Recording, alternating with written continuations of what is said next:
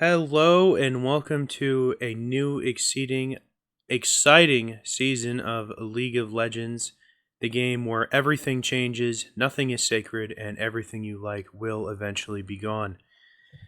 I'm very happy that starting a new season and that this show has persevered for a second season. It's kind of cool. It's hard to believe that I started this at the end of May already last year. And yeah, I'm Chris, and joining me, as always, is my friend Jason. Hey, thanks for having me back for season two. I'm really excited to talk about some patch notes and looking forward to what's hopefully going to be a good 2023. Yeah, I haven't seen a lot of you lately. It's kind of like you crawled into a hole 2 or 3 months ago and then lived in that hole. Well, if I'm going to crawl in a hole, I might as well live in it.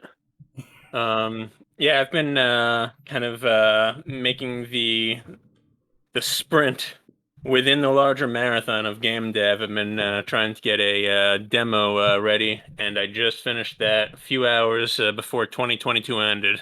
So barely made my self-imposed deadline. That's why I haven't been around as much. I don't think anyone knows what you were referring to, that you work on video games. Mhm. I think I discussed that the first time when I was here introducing myself. Either Well, it way, never hurts to bring it up again because few people probably watch all of these consistently. yep, absolutely. So that was kind of the self-imposed sprint, and it's why you haven't seen too much of me. But maybe I'll be around more now that people are playing the demo, and I don't have to work on it 20 hours a day. All right, we're both a little sick this episode, and unfortunately, Nate is not returning because I plumb forgot to tell him about it because I'm a dumbass. Or he would have done it, but he'll be in the next one probably 100%. If not, there's a few other people I'm trying to get to do these with us. And we're both kind of sick, so this sounds like shit. Oh well. Deal with it.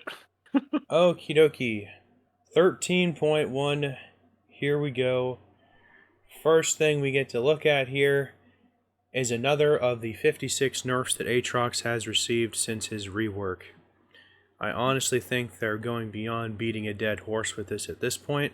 I think there was a good point where he was maybe strong, but also balanced and fair, and when he still had his revive. But now I think he's just in an absolute garbage position, and I don't understand why he keeps getting nerfed so hard. He really is quite bad in the late game, I personally think, because his DPS doesn't really get faster because he's always gated by his animations. So he isn't really any more threatening in the late game too much for like how much the game accelerates in terms of damage. I personally think he falls off really hard, and yeah, this is getting to be a bad joke at this point. Huh. So I disagree. I don't think he's a dead horse at all. I think he's actually been very strong in the last few patches. He really brings a lot. He brings the health, the attack power, the movement, and what would you call it? Just speed in general. I do agree that he got hit very hard here, and that was a little bit of a surprise. They didn't just either hit one part of his kit or just give him like slight bits off in every respect.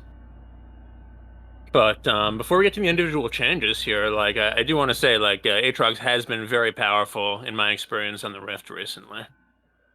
Um, Yeah, I just Now, don't agree. yeah, they're knocking his damage health ratio down by 20% of what it was on the passive.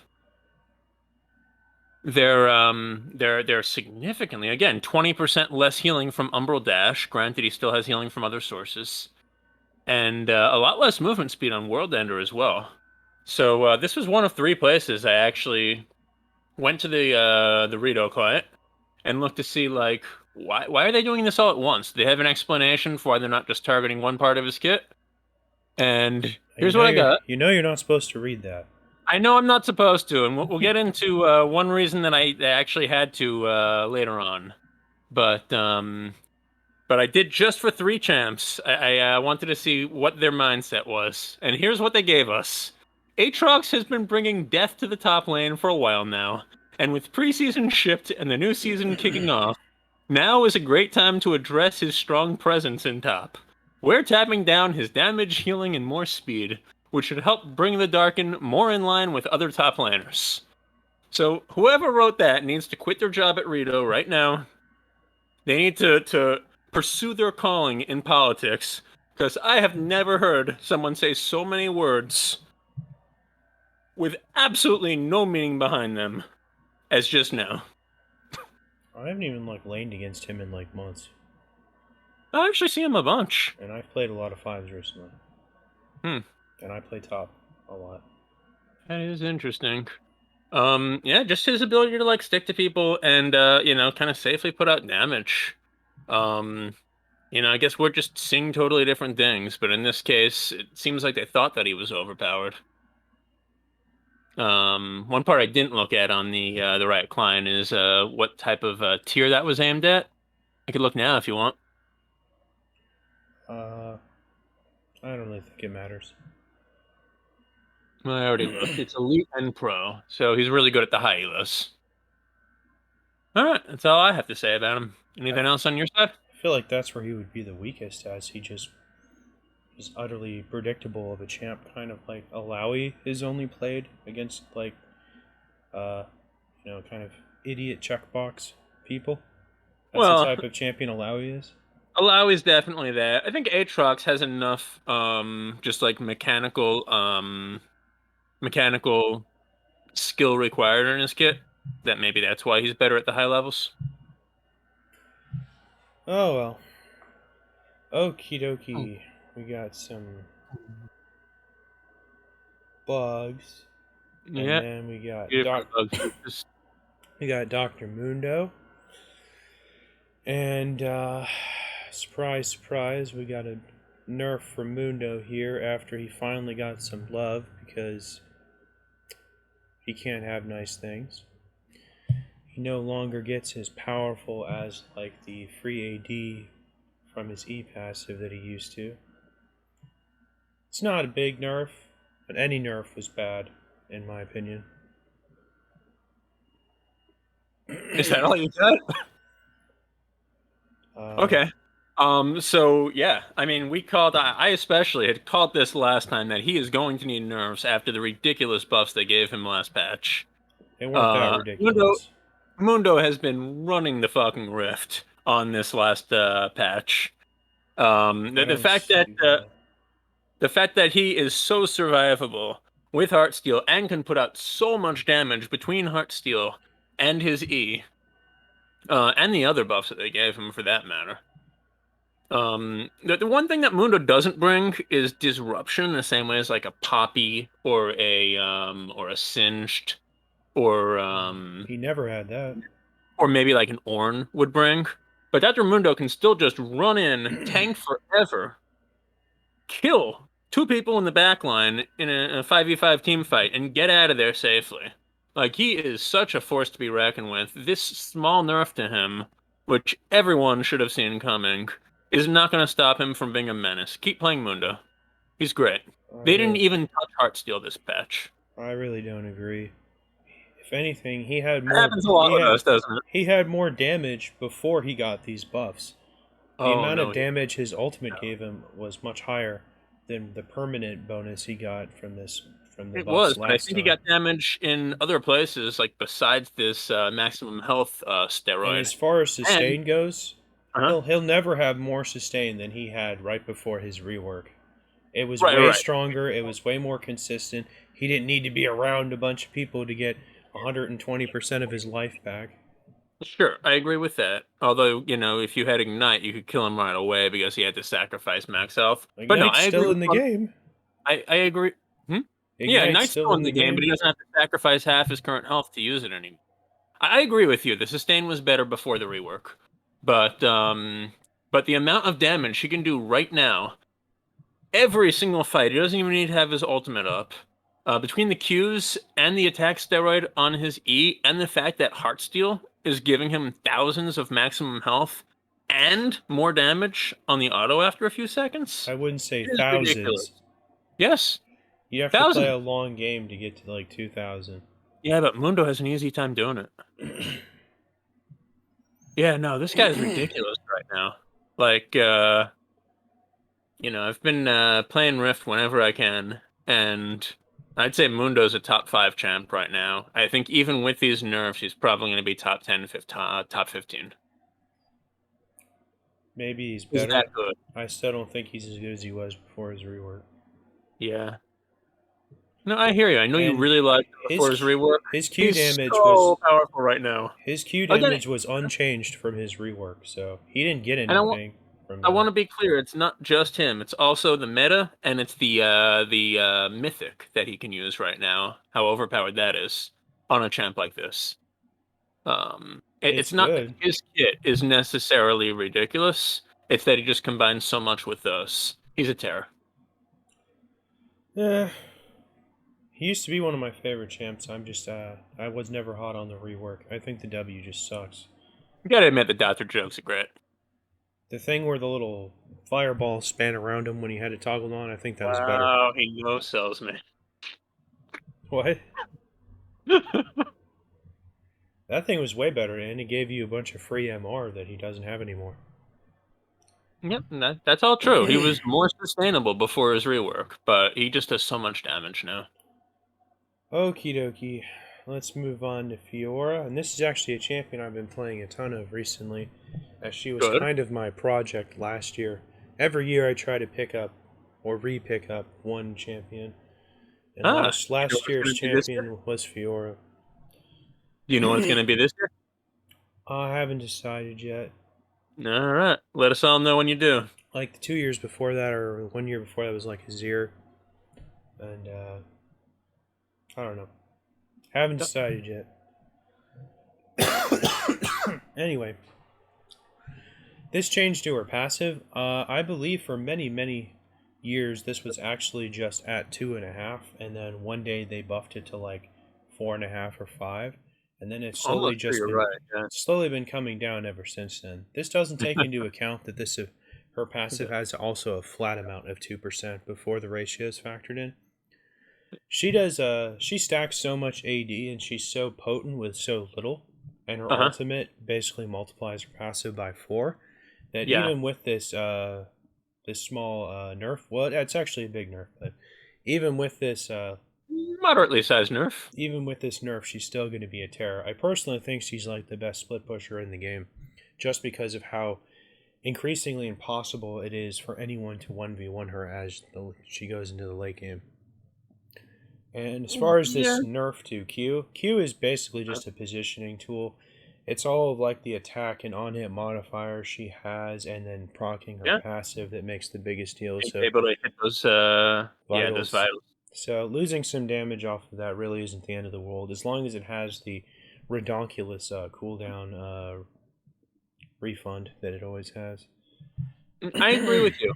I think that the main reason Fiora is in such a strong spot right now is A, the tank meta is so strong, and Fiora will just bust tanks for the most part.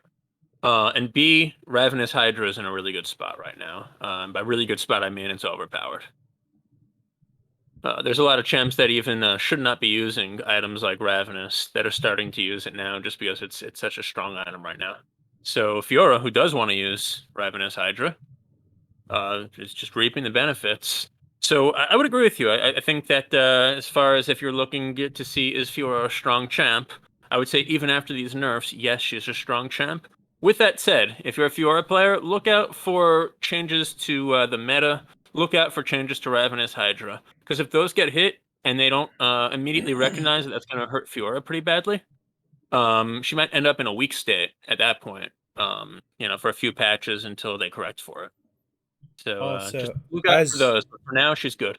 as a side note, I used her Mhm. just last night to win a 3v4 custom game against some friends. Hey, So, worked like a charm. 3v4 me, bro. Okay, probably the biggest change on this patch is this mini rework for Jax. I was pretty unimpressed with it. It's pretty derivative in my opinion. They didn't really do anything innovative or exciting with this. They basically removed Jax's lay mass active effect and just replaced it with Xin Zhao's old ultimate. And that is exactly what this is. This is Xin Zhao's old ultimate from like 10, 5, 10 Oh, the years old ago. one. The Yeah, old one, got it. from 5 or 10 years ago, where he just whacked everyone. He still does the sweep like he does now, but when he used to sweep everyone, he would just gain resistances for everyone he hit with it. Except it didn't do this much damage, so it was pathetic. But this is, I guess it's good. It definitely gives him more resistances than Xin Zhao's old ultimate did. Uh, I think he lost things in this, though, that didn't make me particularly happy. Reducing the on-hit damage from his passive didn't make me very happy. The fact that he gets to apply it every 2 stacks while his ultimate's on, even though it only lasts for 8 seconds, I think is pretty much of an afterthought. I Well, really just wasn't happy with this. I was hoping if they gave him a new ultimate, it would actually be something a bit more interesting. Or at least just I was more. definitely. Yeah, sorry for cutting you off. I was definitely hoping for something more interesting. I was just surprised with your on-hit take, but I'll get to it in a moment. Go ahead. Well, for the moment, they're not giving him a way to keep his ultimate up nonstop like 12 other champions have received, like in the last 6 months. So Yeah. until that changes, I'm going to be like, the fact that it goes every other for only 8 seconds, I don't think is super relevant. Yeah, he does stack a lot of attack speed, and it might, you might see some funniness here and there, but his bonus magic damage on hit took a hit, and for how little it was, I don't think he really could have afforded that getting nerfed at all, to Huh. be honest. Hey, you know what else they didn't give him that they've given like the last 14 gems to get reworked? Infinite stacking. I wouldn't mind This is if like he had a way to do that. this is like the first time in like I don't even know how many champion reworks they didn't add infinite stacking that you stack throughout the game. I wouldn't mind To that. He's a weak early game champion. He's not great in the mid game either. He gets kited. Mhm. He's pretty late game champion. I Well, wouldn't whatever. mind if he had some. You can just look forward to the Aurelian Soul rework then, because they're gonna give him infinite stacking too. Oh, that's cool. All I know is he like breathes like nebula gas or something now on a toggle, or something like that. I don't know what he does. That's cool. Yeah, Anything at this point, I'd be happy for Aurelion Soul.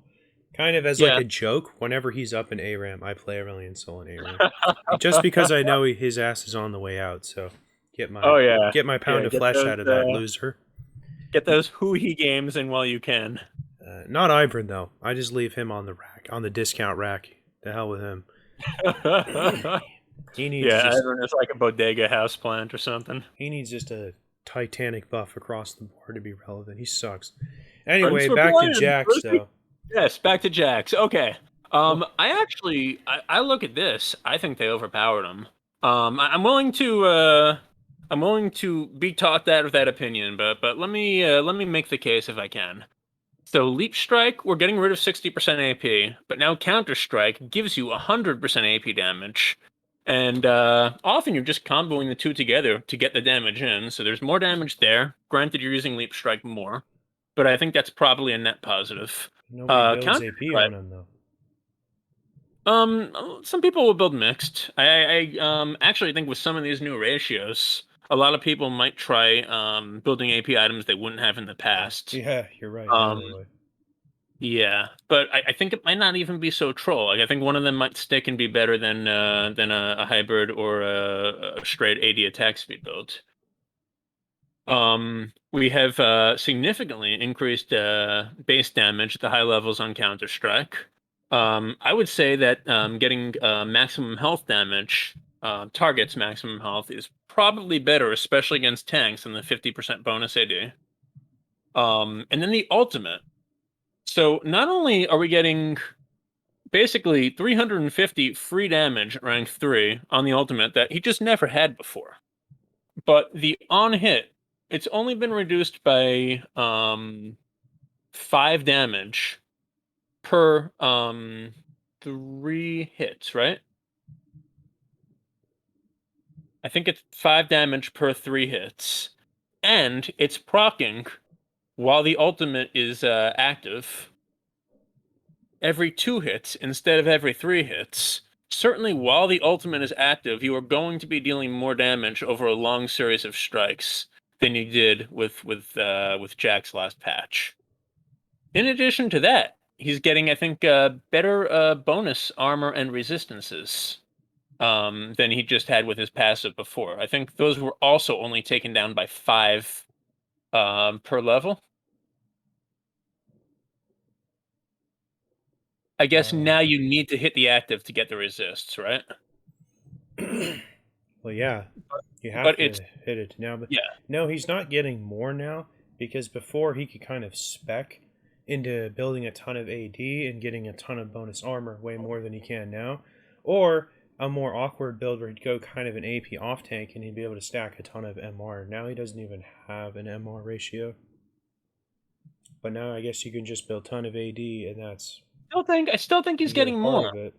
I still think he's getting more. If you hit like 5 people, yeah, he's getting more. Oh, it's per subsequent champion hit. Okay.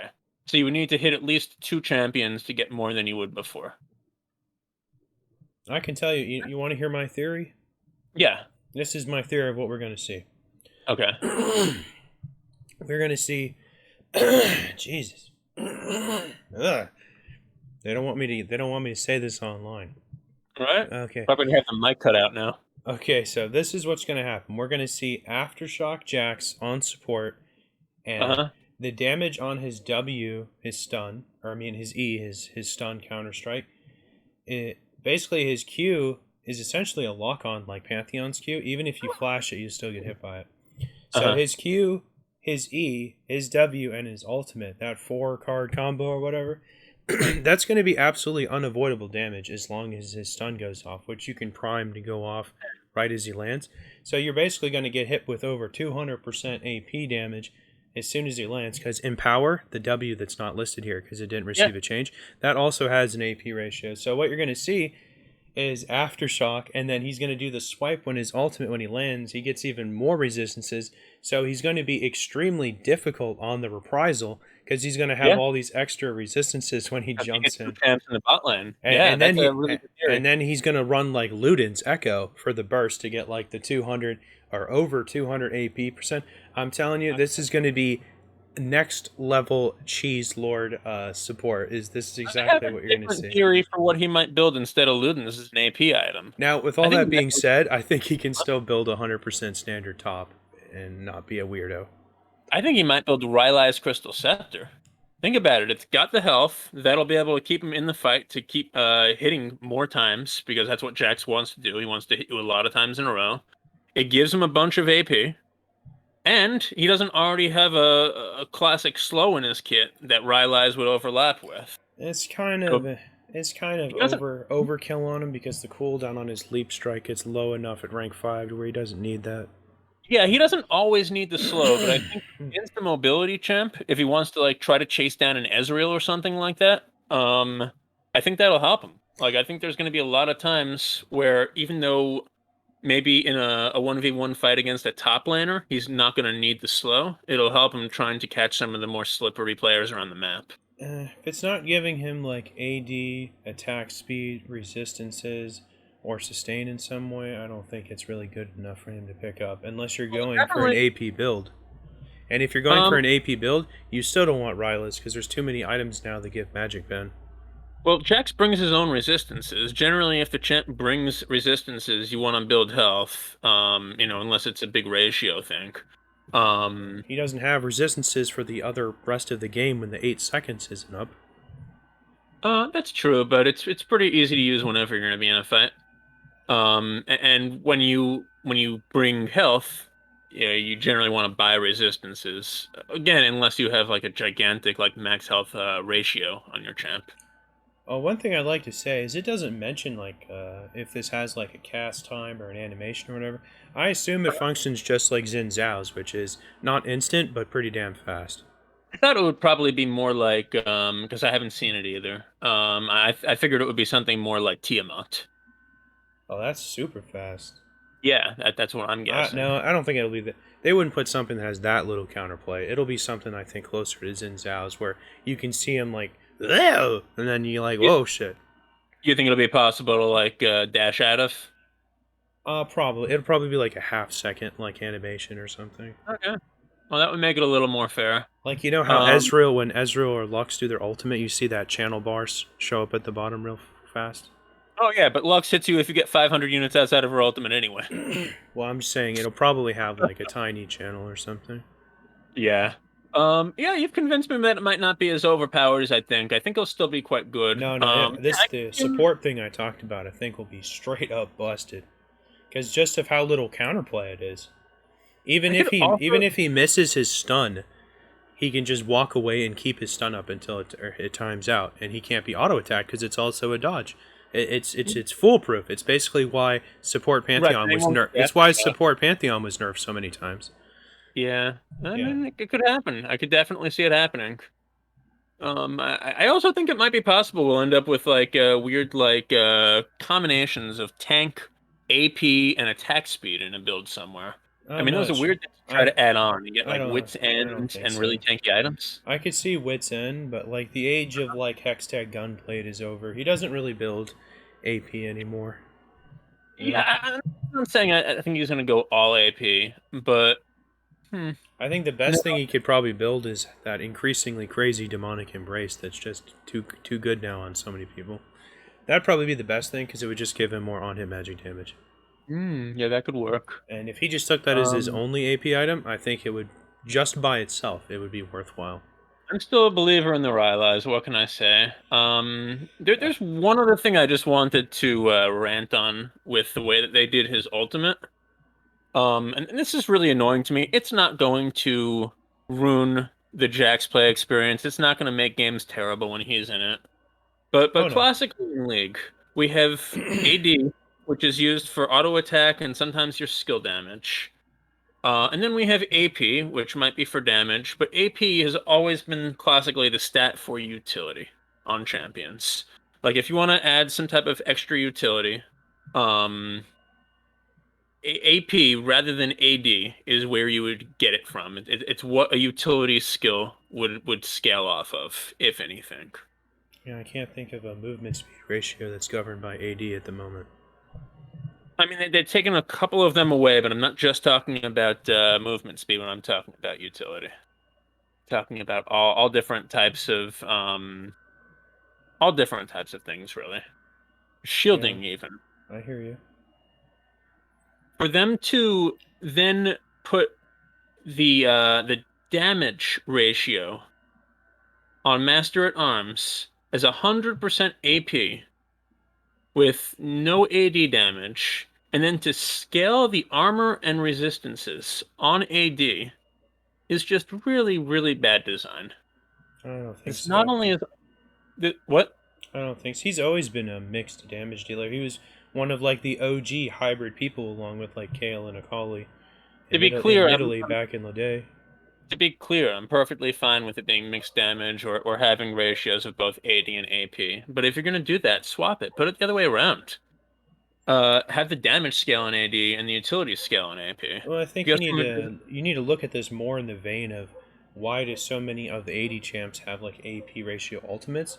It's because they're not really dependent on it. He's only this new ultimate of his. It's only relevant for like the active on like the resistances, which is what he was getting before. Now it's just got a little tiny extra active damage component.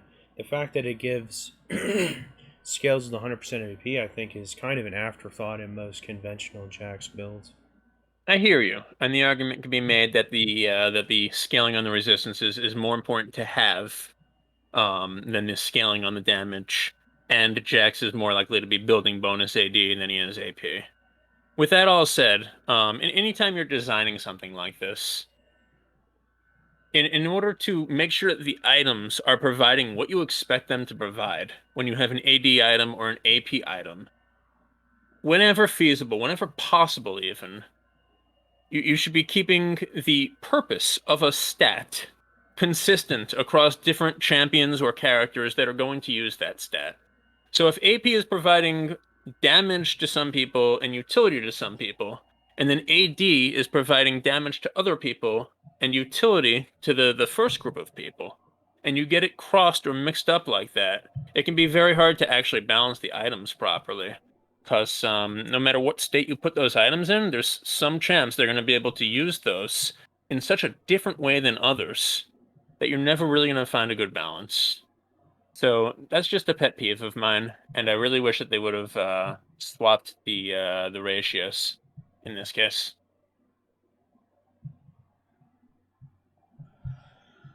And Grant. Well, I'm just thinking of how goofy this is going to be at bot lane. Probably going to be someone who will pair this with like Oriana bot with him for Oh extra my hilarity. god. Jax Oriana bot lane. We I have mean, seen some really weird bot lanes you would get hit recently. with so much like Uh-huh. like interactive damage so quickly that it would just be Yeah. hilarious. So what would it be? She'd put the ball on him. He would jump in. She would use Shockwave, and then he'd use Counter Strike after the Shockwave ends, or as it's ending. No, you'd want to use Counter Strike first because it's the hardest to avoid and the fastest. Oh, okay. And So then you once can it's make done, that's when she would do the Shockwave. you can let Counter Strike run for a second and then jump right as it's about to finish for an instant stun. Mm. How about Seraphine? How about like a Jax instead of a support, make him an ADC, and just put Seraphine behind him to pong all the skills off of him. I don't really think it matters. He's going to kind of function like a high damage Leona almost with this. So, You don't think it's possible for him to play at the ADC role? oh, for him to be the AD carry? Yeah, for him to be the AD carry. I think he'd be kind of annoying for him to farm. Like, really annoying. Yeah, I guess it, depending on the lane, it might be. He has no wave clear. That sucks. Yeah. Any final thoughts on Jax? I think I've said my piece.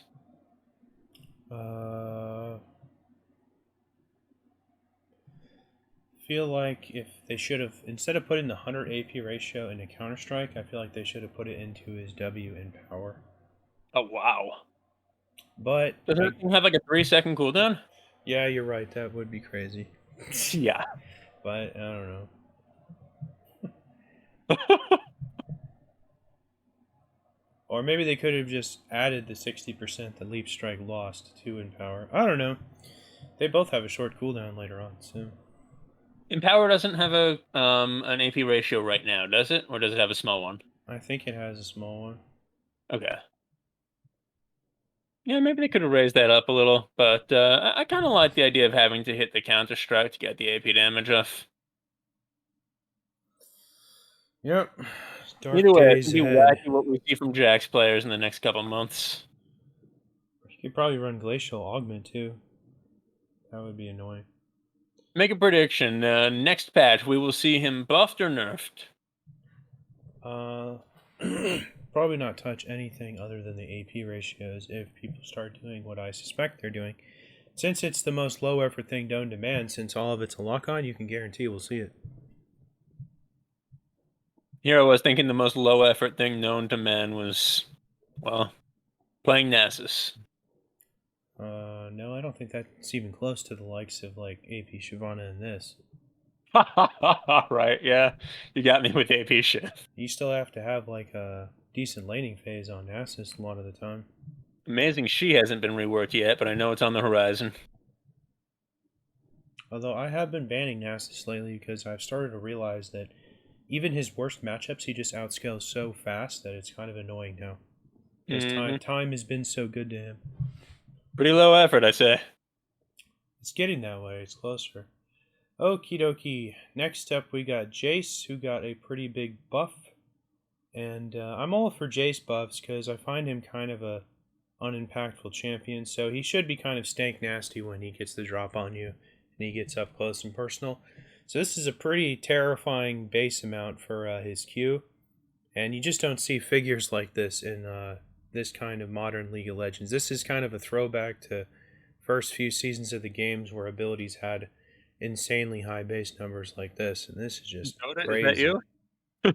This is just crazy. 310. That's Yeah. Yeah. It's like, let me just hit you with that Ezreal ultimate with my Q, basically. Yeah, Jace was in such a bad place for so many seasons, and I feel like recently he's been better. They've just given him ways to even kind of cut through tanks unexpectedly. Well, I think he'll And always be kind of bad just because of the way he functions and the way his playstyle is kind of dependent on I not agree with doing much to you, tanks. and I agree with you. And tanks are so freaking tanky now that even Jace will have a really hard time playing it correctly, getting through them in less than like 3 full rotations. So I do think he was struggling just a little bit, and I'm happy to see him get some buffs. I'm not happy that I'm gonna have to see more of him on the Rift because there's a lot of people who just contribute nothing to their team playing this guy. I like to call them NAJs. I just call him Yeah. like Nidalee 2.0 because he functions exactly like Nidalee, except he's better. Oh yeah. He's you know, You know, Nidalee is like, hey NAJs, hold my beer. they both just sit there and try to do the long range poke, and sometimes it's good, sometimes it's meaningless, and then they get blasted when they go in. Sometimes they kill someone, and sometimes they don't. As much as I ranted about bad design just a moment ago, here's an example of what I think is very good design. The fact that they keep buffing Jace, particularly on his hammer form, where he actually needs to take the commitment and go in. I think that requires a lot more skill to use than to just keep trying to poke someone with what could be, if they kept buffing those, overpowered long range missiles from 1400 units off. And I think hammer form is exactly the right place to buff him. Requires taking some risk, requires good positioning, and now you're more rewarded for doing so. So good on them for making the buff there. Yep, I don't mind him getting buffs. Okie dokie. Next up, we got K'Sante, and I'm a bit perplexed by this champion. Not only do I not see anyone ever play him ever, I've played him a few Yeah. times myself. I personally think he is pretty underpowered. Really? He's very disruptive and he's very tanky, but he Uh-huh. does like so little damage that it's utterly pathetic. He doesn't really win a 1v1 against pretty much anything, but he is insanely tanky and very disruptive, so I don't mind so much that he's pretty lackluster when he's good at those other two things. I think seeing a nerf on him in any way is like kind of laughable, especially with how unbelievably predictably awkward his ultimate has turned out to be. It's just, It is awkward. and I would say both parts of it just feel awkward. The active effect and the like secondary effect, they both feel really awkward to use, in my opinion. So I've played him several times now, and yeah, I don't like seeing him get nerfed because I feel like he's in a bad place right now. Because he doesn't scale well with AP, and he doesn't scale well with AD. He only scales well with tons and tons of resistances. So if you're not building that, and you have to build that, or he's next level garbage, he's Uh-huh. kind of even more underwhelming. And he can trade kind of obnoxiously early on, but he falls off like super hard in terms of damage. I think his passive just needs a slight buff, and then I think he'd be better off. So his passive is his whole like kind of trading pattern. He falls off a little bit in terms of damage, but he scales ridiculously well in terms of tank. And the fact that he can basically turn into a damage dealer when he wants to be, or be an uber tank when he wants to be, gives him a lot of agency, or a lot of kind of decision making power to determine how the trades and how the team fights play out. And I think that's why he's actually been quite powerful recently.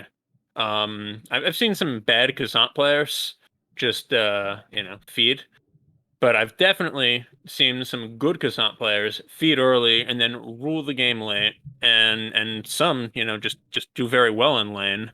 Get 2 or 3 kills in lane, and then like there's nothing you can do against this guy. I don't know how You hope that anyone the rest die. of the I don't know team how sucks anyone ass. dies to this champion in lane. He's so uh, his damage is so Well, slow. He ganks needs for to one. hit you. He needs to hit you with so many abilities to beat you. It's just like it's ridiculous. I think a reasonable way for people to die to him is ganks, but Yeah, that's how Ivern would get fed too.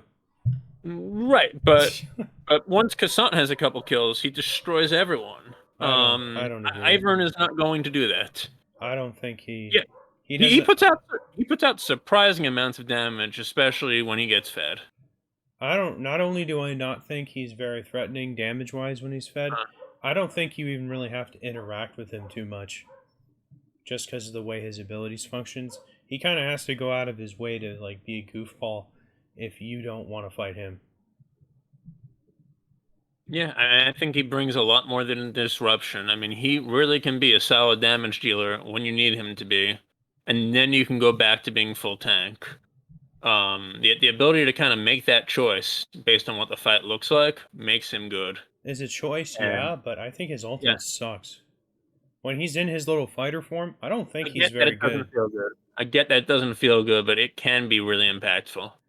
I've messed around some with like his numbers and shit. Even if you Yeah. go the most insane like resistance build, he Yep. still doesn't get that many bonus stats from like his ultimate. That's how bad it is.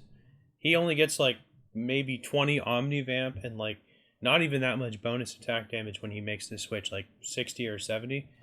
Like Hmm. any other champion in the game, like that gets a bonus AD from their ultimate, like Riven or Olaf, gets like way the hell more than that. Yeah, and just to reset real quick, so they took away 5 movement speed, 5 damage on his passive, and a little bit of damage on Pathmaker. For me, these were good changes. I particularly like that his movement speed is reduced because he has so many ways to kind of get that movement speed back. And and damn, like if he's not going to just chase you down and kill you. Yeah, but it's really death by 1,000 cuts. You know, Hmm. he has to hit you Yeah. with like 45 Qs to kill you. And this nerf to his passive, they really shouldn't have done that because early game is the only time that he's kind of obnoxious with how quickly he can apply his passive, like 7 times really fast. That's kind of the only time in the game where he's kind of annoying to play around and he's kind of dangerous. And he probably is a little cheesy the first few levels, but he just his damage scales so poorly that I don't know. I'm not feeling it, man. I'm not feeling what you're feeling. No, my man, I disagree with you. I really think that he He's has. very tanky. I'll get very tanky, very disruptive. Those are good Yeah, things, and only. Yeah. I think that's enough. I don't think he needs a lot of damage. There's plenty of great tanks that have shit damage. I don't Nate, if you're out there in there's the not. ether, let us know what you think. We need a tiebreaker on this, man.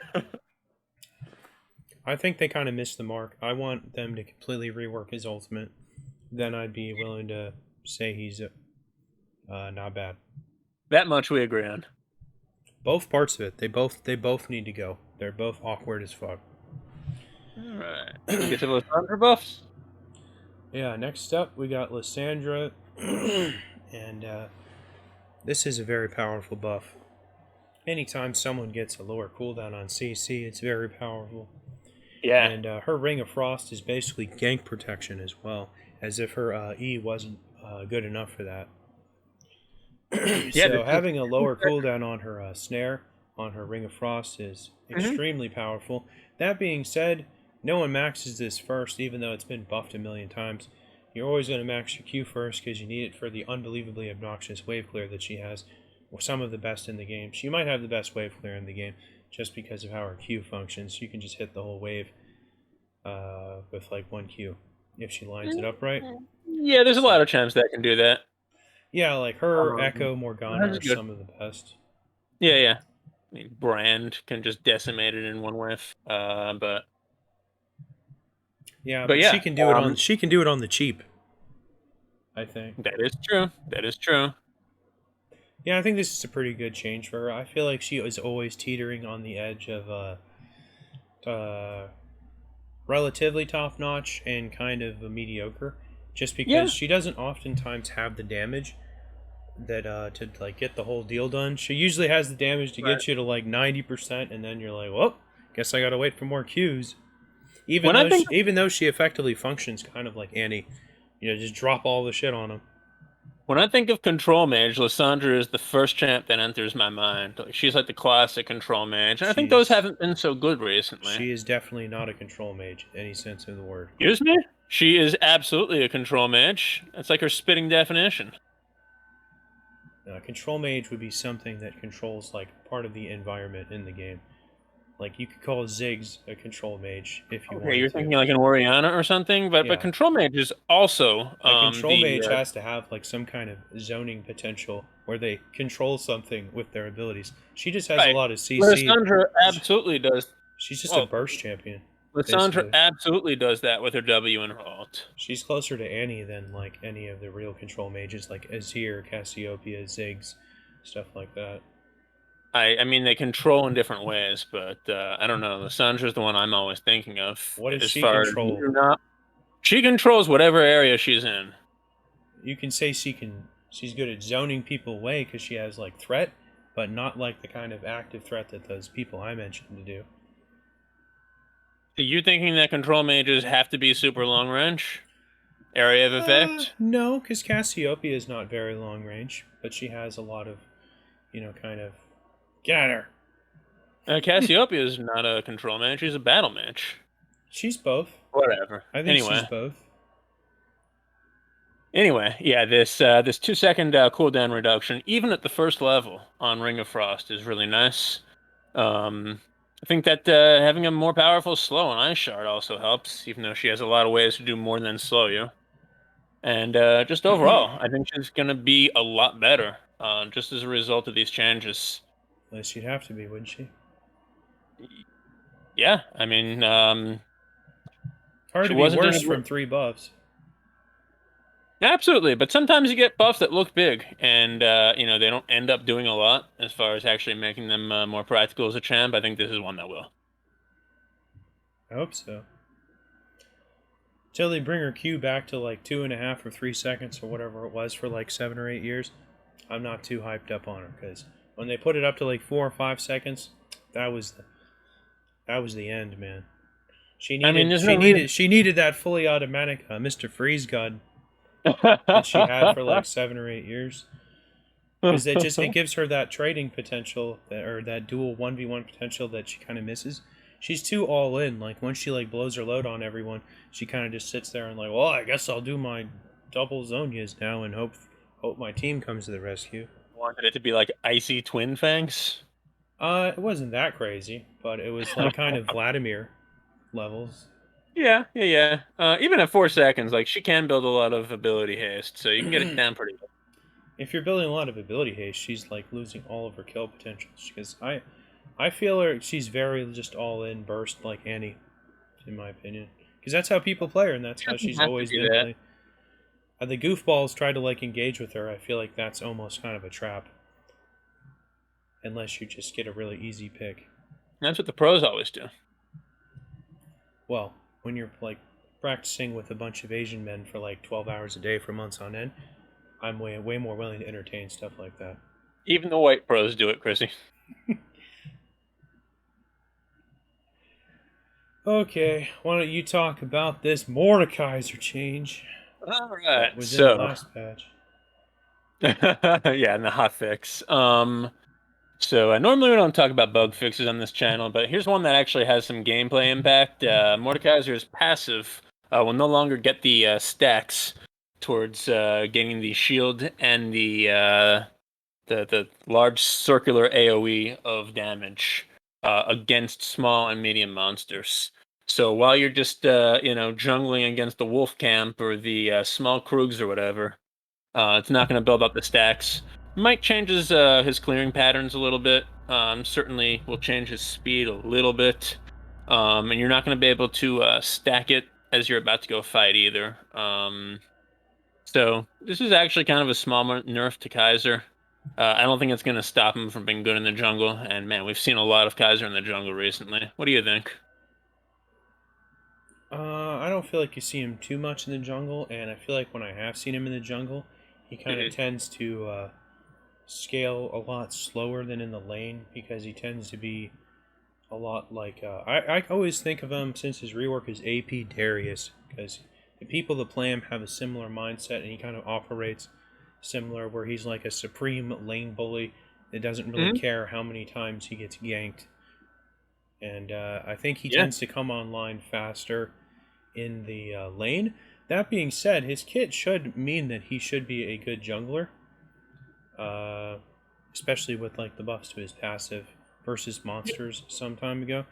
I'm still down for him being a jungler, but I feel like the times I've done it a couple times myself, and I feel like when I see it, it just feels like it takes him so much longer to come online, and he just doesn't feel as snowbally. Personally, I think Mordekaiser is bad in the late game too. Definitely, one of the counters to champs like Mordekaiser is to just put 4 or 5 people on him, and blow him up quicker than he can shield and heal himself, but then he just pulls someone into his zone. Like, he's one of the few juggernauts that is really good in the late game, or at least better than all those others. Yeah, just to be a little bit harder to get your jungle clears or to cheese the stacks, unless you're fighting one of the really large monsters. Epic can. All right, that's all I wanted to say on that. Okie dokie. Next up, we got I know this is Rammus. gonna make you sad. It's gonna make me sad. This. The Rammus nerfs. Yeah. Yeah. Be honest, he gets so much resistances from that ability. Plus, I wouldn't be surprised if the thing where he factors in the other shit probably makes up for the lack of the nerf to the base amount. And as long as he's getting the same amount when it's the abilities maxed out, I don't care too much. Yeah, but he usually maxes this last, does he not? No, there's really no point in maxing Powerball. You don't get any extra movement speed. You can max this second. Seen a lot of builds where he maxes it last, but I see what you're talking about. Either way, you're going with 40% rather than 60% increased armor on it. Getting a little bit more base, but you're talking about a champ that has a few hundred armor in general. To lose 20% of that is like a loss of 60 armor until you can start leveling this thing up. And I don't know, that's a little bit tricky. Well, for how much he can get with this in the late game, I think it's a fair trade-off. He very quickly starts stacking like hundreds with this. So. Yeah, in the late game, and the fact that the resistance ratios will now factor in this higher flat resistance as well. You make it to level 18, this is probably a buff. But at all other points in the game, this poor guy's getting nerfed, and I think kind of badly. Not to mention the fact that this ability, when it's active, scales with his current levels of conditioning and aftershock. So it can get pretty silly. Yeah, there's a lot of interesting synergies with Rammus. I don't really have a problem with it, with how unbelievably binary and low damage the champion is.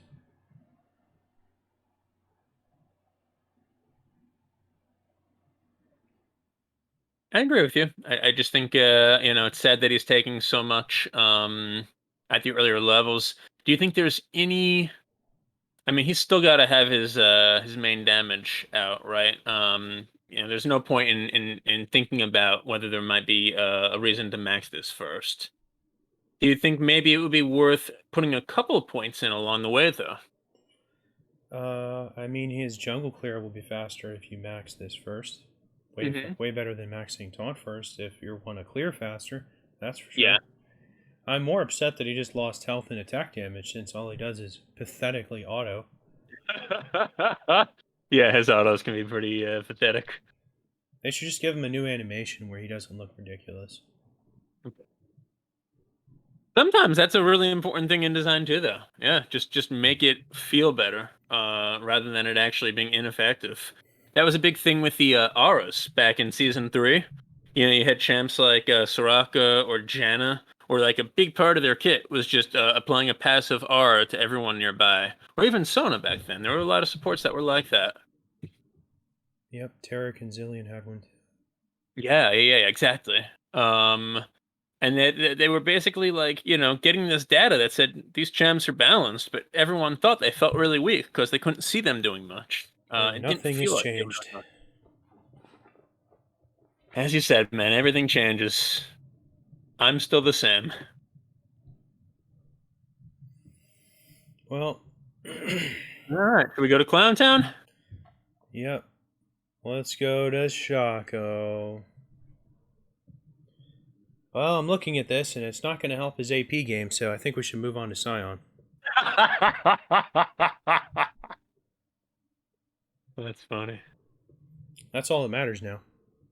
Yeah, so we've got better backstab damage on Deceive. And Doesn't matter, doesn't scale with AP. Let's move on to Scion. Because I don't know if you're looking at the exact same thing I am, but on the League Wiki that I'm looking at, it's saying the bonus AD ratio on 2-shift poison was reduced. It's actually increased from 75%, which is what it is now, to 80% bonus AD. Doesn't look like an AP ratio. And that'll enhance even more if they're below 30% health.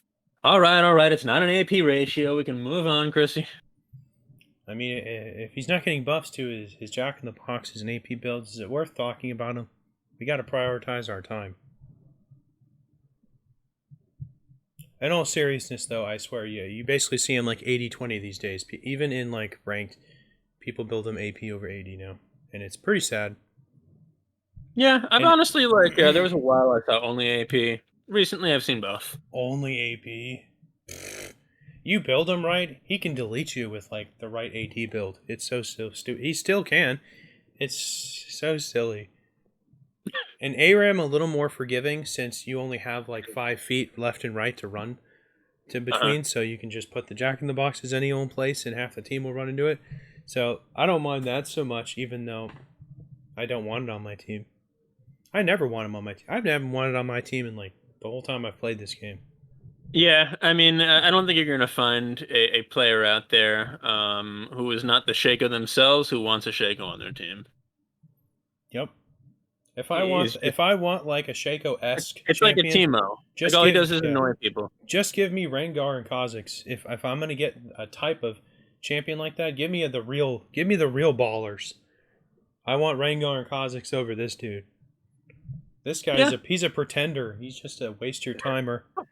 You know, I want the ballers, and that's Kha'Zix and Rengar if you want to play something similar to Shaco.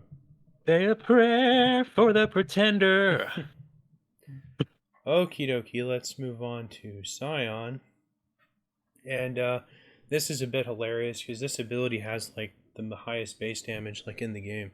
What are we doing here? When it's fully channeled. It also has an absolutely hilarious AD ratio. It's like way higher than Caitlyn's ultimate. Yeah. And it's great that it's invisible if he uses it while he's in a bush. So he can like flip you with it. I don't have a problem with that. There's tons of abilities that function like that, like Nunu's ultimate.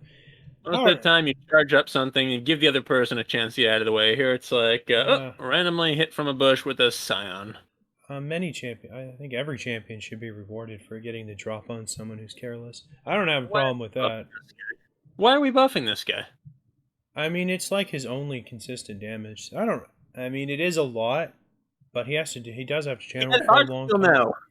And I feel like in this day and age, there's probably a lot of champions that can interrupt him or just move out of it. So, I don't know. I assume that's the theory. It's the good Scion should be rewarded. He's one of the most uninteractive champions in the game. He uses the new like OP mythic probably better than any other champion in the game. Better than Cho'Gath? Cho'Gath's close. It might be Cho'Gath, but Scion's definitely right there with him. Can't be better than Cho'Gath because Cho'Gath can scale it faster because he's got 1,200 built-in health.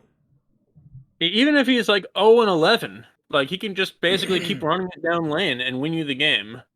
I don't understand how they decided it's right to buff this guy right now. 2 thumbs down from me. I don't mind. It's a slow ability.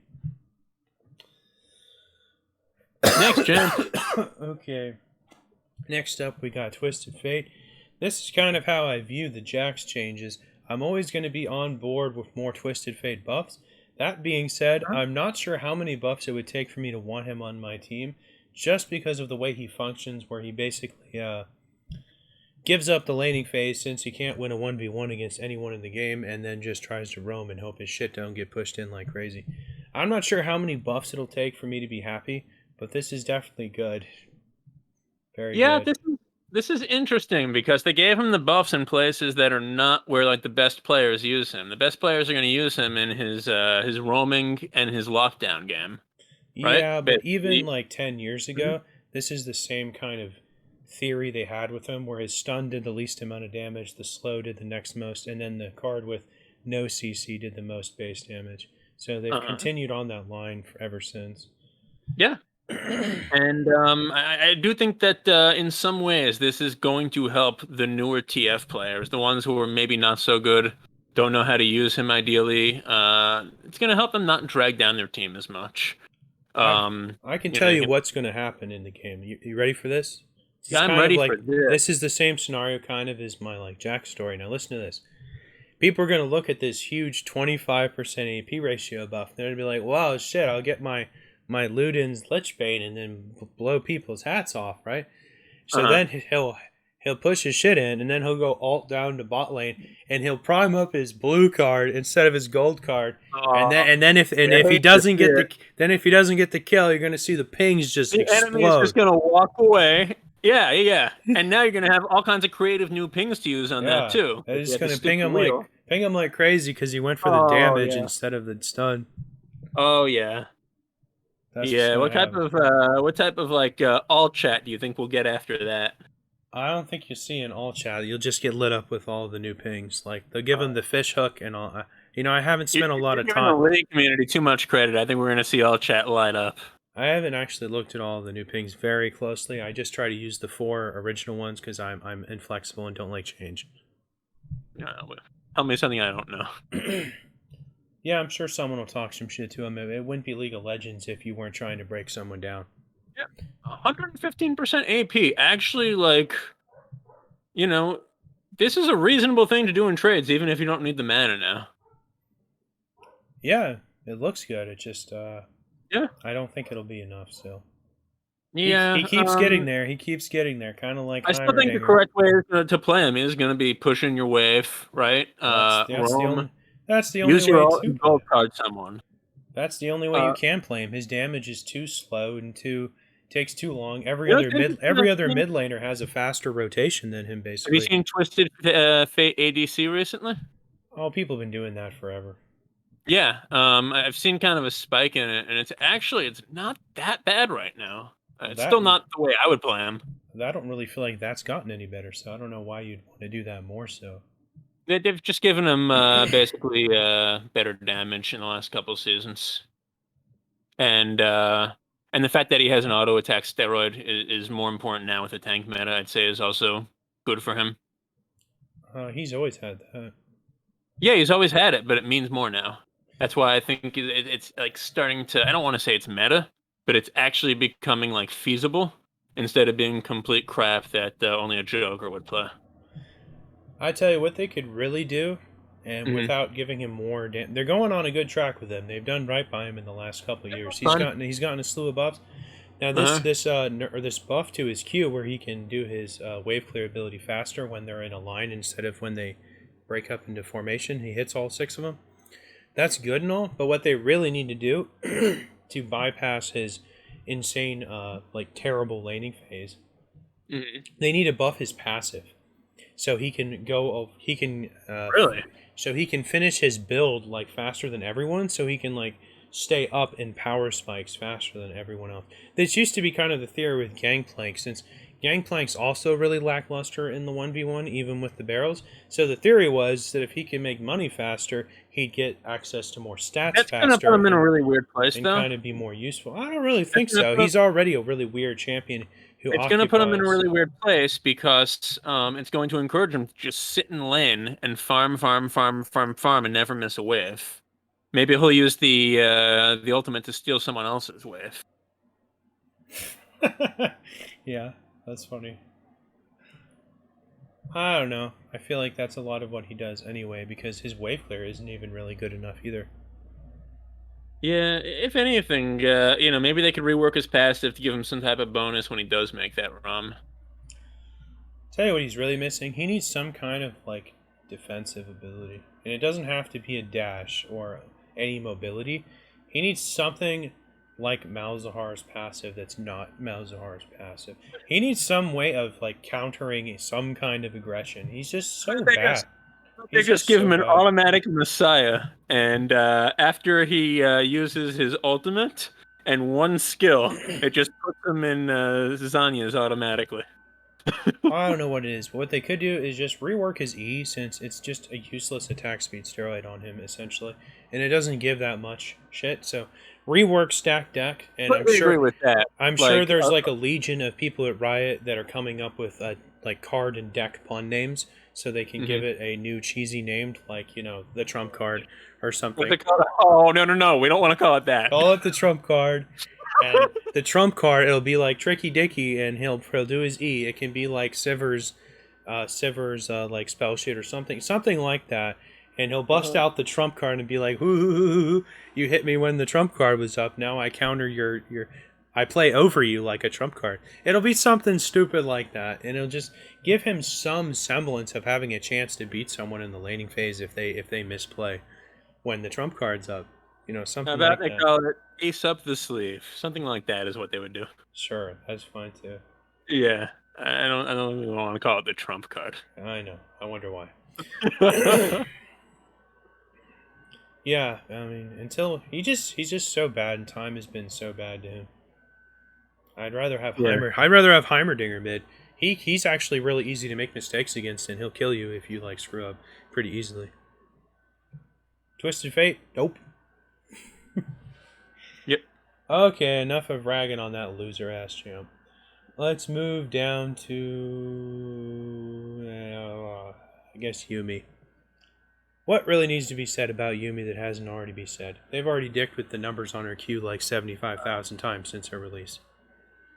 Yeah. Always nice to see Yumi nerfs. Um, I'm happy. I was surprised he skipped Zaya. Like, getting more attack speed is gonna get more feathers out. Could make her more dangerous. You mean 25 hundredths of an attack speed bonus?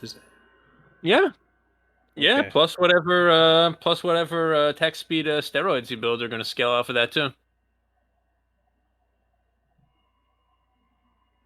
Yeah, I don't have anything more to say about Yumi. Nice to see the cat get stomped again. At this point, I'd like to I know she's getting some kind of update, but I'm pretty sure that it's going to be just like everything they do in this game, which is a half measure. Where they'll change something, but they won't change it enough to fundamentally make it more useful, and you'll just be back to square one essentially, which is what they do with everything in this game.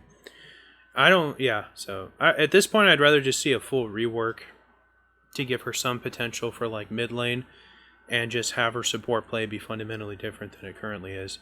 Even if she still like gives someone next to her a lot of buffs and steroids or whatever. The Yumi Yeah, experiment has failed.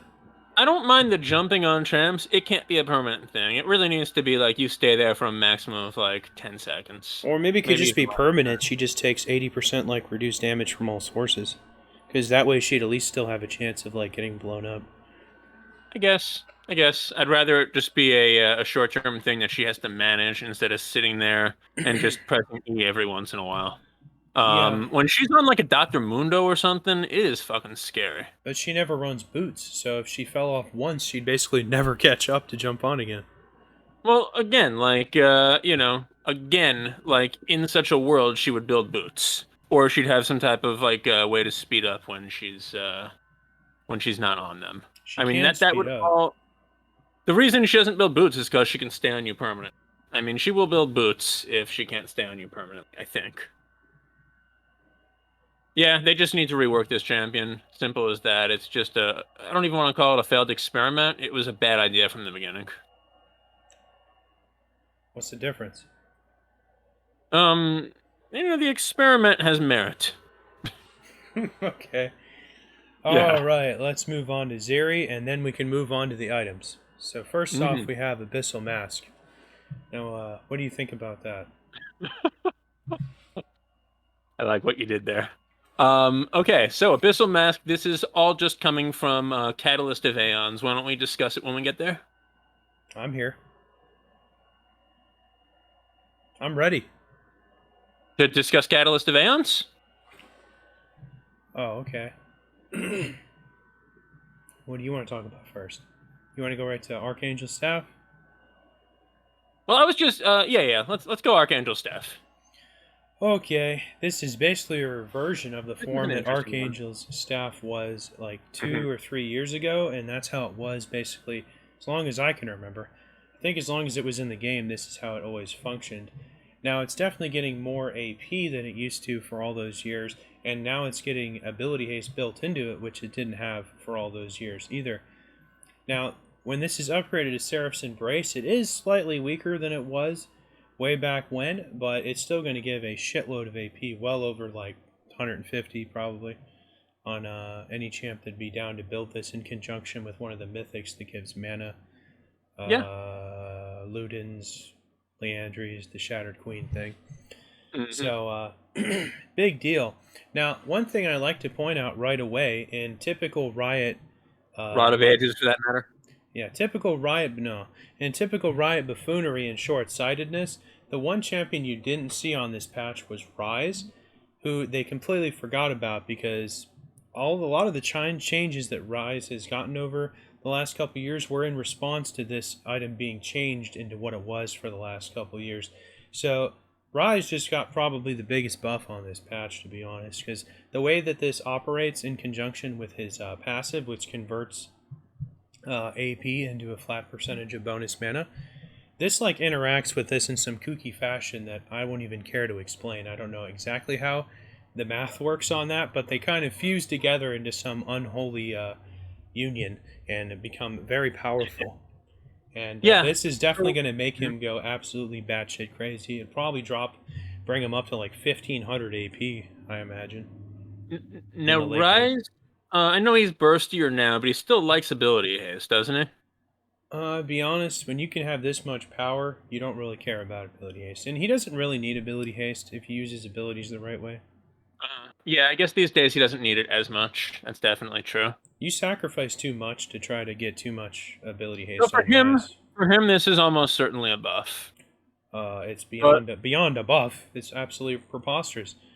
They're gonna in the next patch, I don't think Rise is gonna you know, get a huge slew of nerfs. It's like if they didn't, it would be absolutely just make Riot look even stupider than they already are. This is here's the just thing. Here's the thing, though. So you're paying 400 gold more for the Archangel staff. Yes, you're getting 20 extra AP, 10 extra ability haste. Really, the effects of awe are kind of break even as far as gold value. I agree that Rise can use it better than he could use ability haste. But in general, like this looks like a buff for Archangel staff. You're getting about 600 to 800 gold worth of value of better stats for 400 gold more. With that said, the fact that you have to wait longer to build up the Archangel staff from tier, and the fact that generally, if you're a tier user, you're probably using a few other really expensive items anyway, makes this hard to buy and to use in its best form. Even though stat-wise, this is most certainly a buff, the fact that you're only going to be able to unlock it later in the game makes it dicey, especially if you fall behind. I don't know, man. I mean, when they originally changed it to the form it's been in the last 2 years, they made Yeah, it way easier to stack for it really tier. is. And then they let you start with tier as a starting item when they lowered the price. So I don't think what you said is quite true. Well, I'm just talking about how it is now versus, let's say, one patch ago. One patch ago, they didn't get a change.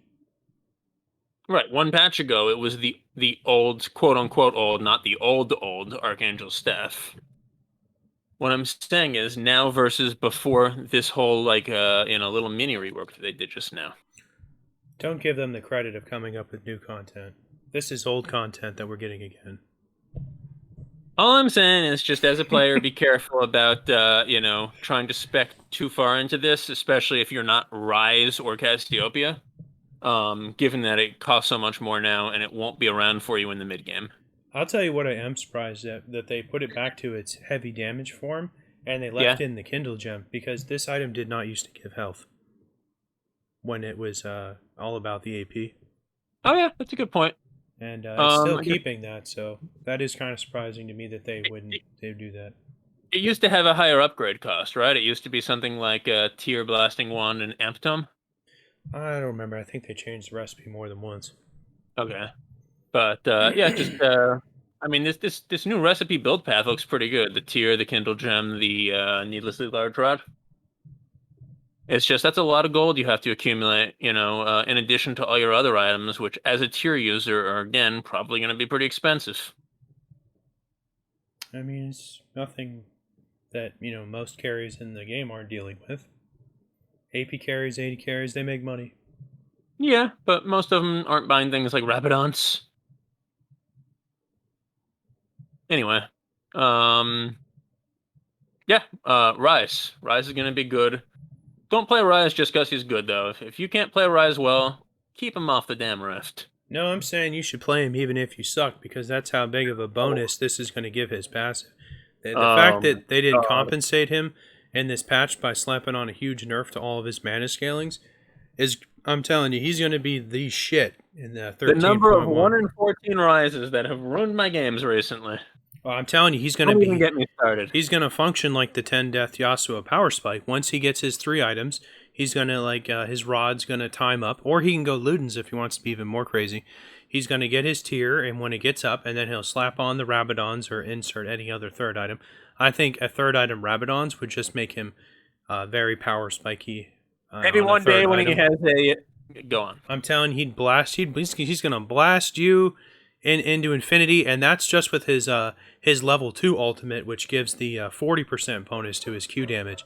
Now, don't even get me started when he gets 100% bonus to his Q damage with his level 3 ultimate.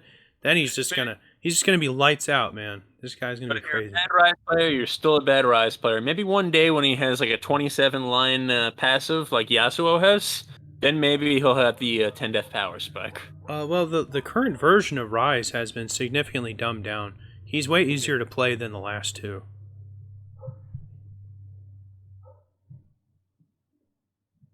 That being said, you have to push a lot of buttons. Not as many as Cassiopeia, but he's up there. Cassiopeia keep hitting the same button over and over. Yeah, not a lot of champions have 2 spammy abilities, but Rise and Cassiopeia do. Yeah. Okay, let's move on to Axiom Arc, and they decided to actually give this item stats equal to normal lethality items. This is huge. This is a big change. I kind of feel like this is a bit of an awkward item, though.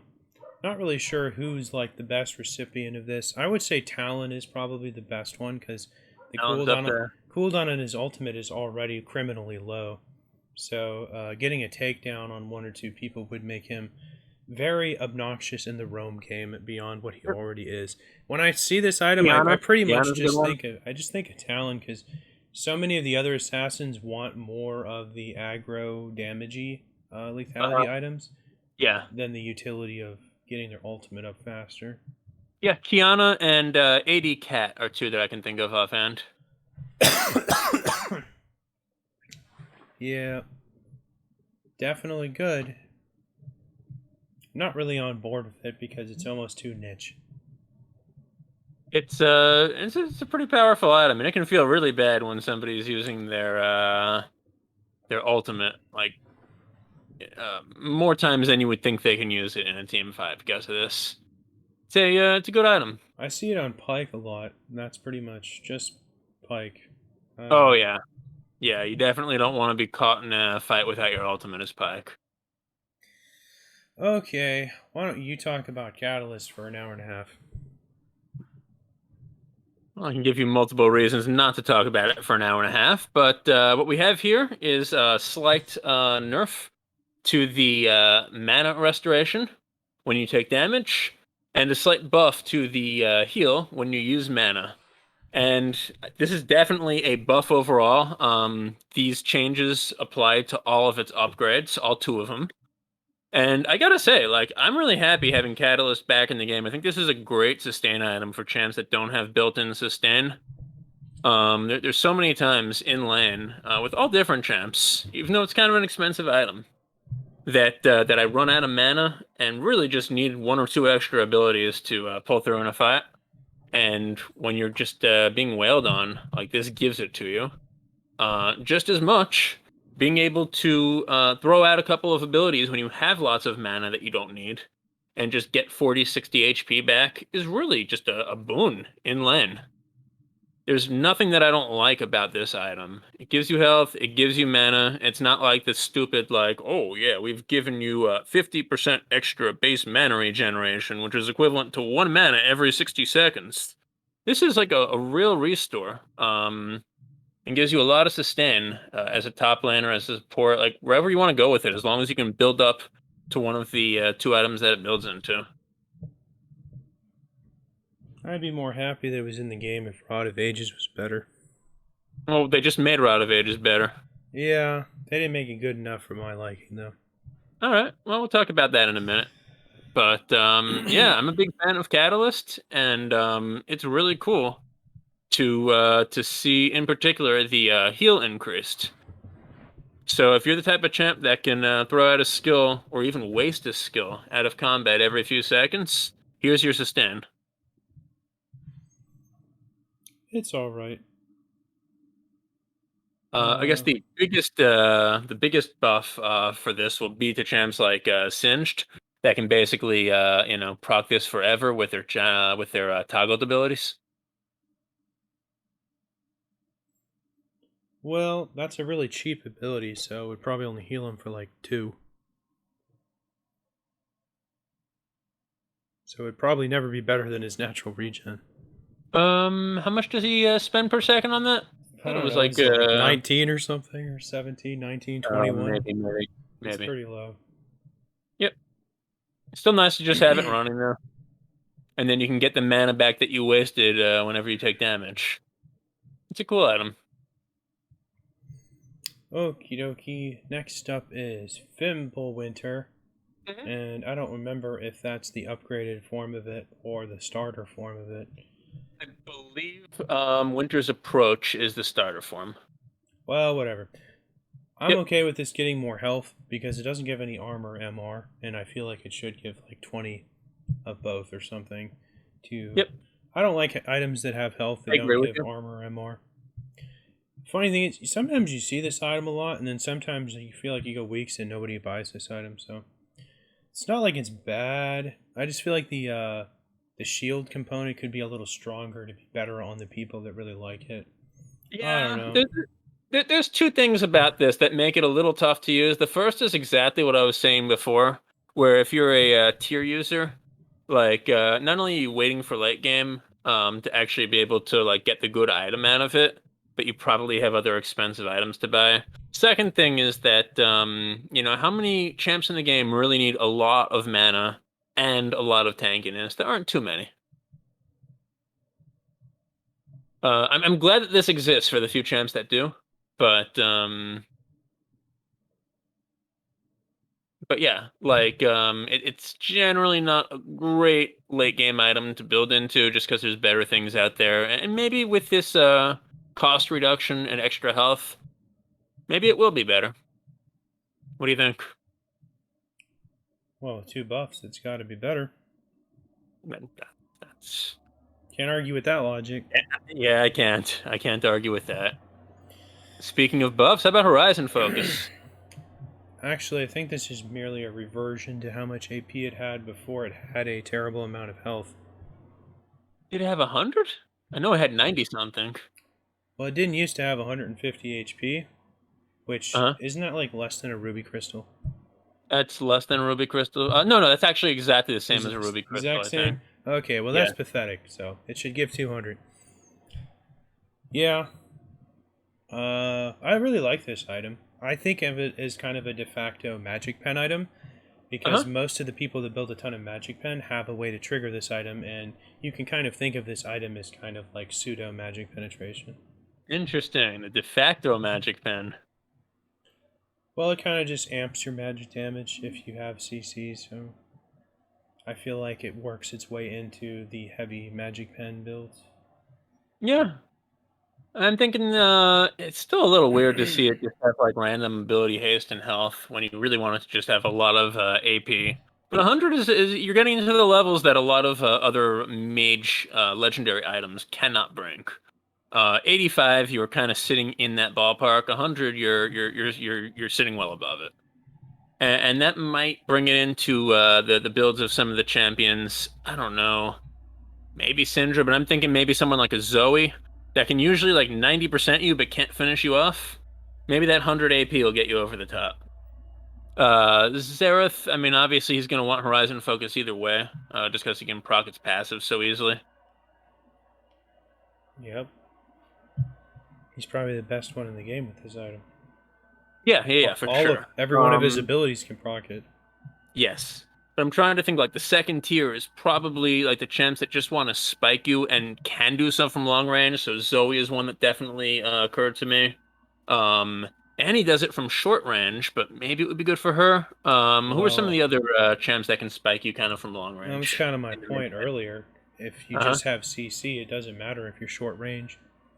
Yeah. If Annie just stuns you, she activates this. She doesn't have to be within the range threshold. That's why I feel like it works its way into a lot of heavy Magic Pen builds.